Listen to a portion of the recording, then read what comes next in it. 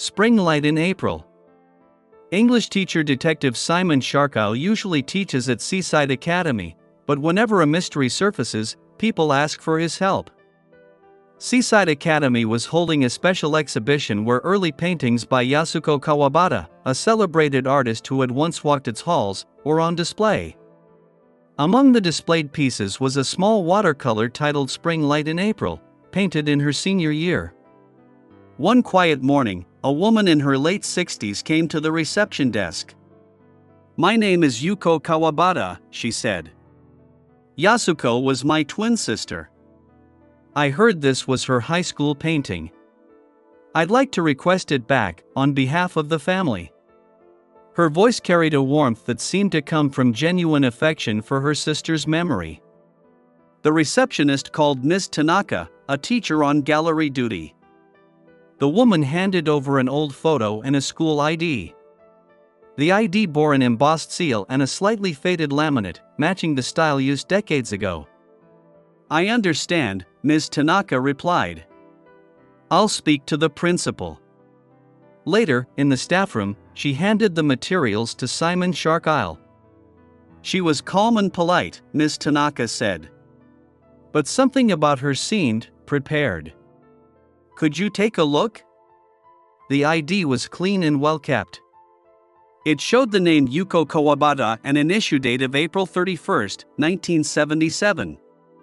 Beside it was a faded photograph, one girl in a seaside uniform and another in a different school's attire, standing beside the flowerbed near the clock tower.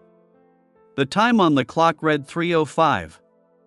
Tulips and pansies bloomed in the flowerbed that surrounded the clock tower, now cool in the shadow cast by the main school building stretching eastward. A blurred figure in the far background suggested the photo had been taken in a hurry. Simon stared at the photo. Just then, Olivia Hartwell entered the staff room to deliver club paperwork. She spotted the photo. "Oh, that flowerbed's beautiful in spring," she said. "Even after the new buildings went up, this part has stayed the same. Everyone still takes photos there.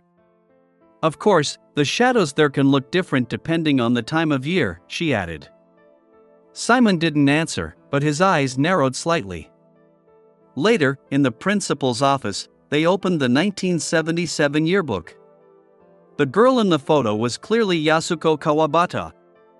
The other girl wasn't listed, but that wasn't strange, she wasn't a Seaside Academy student, after all.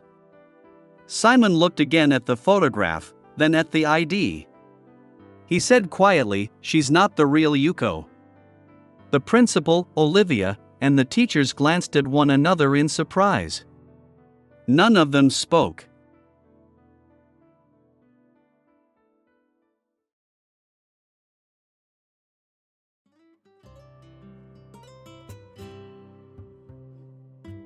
Have you solved the mystery?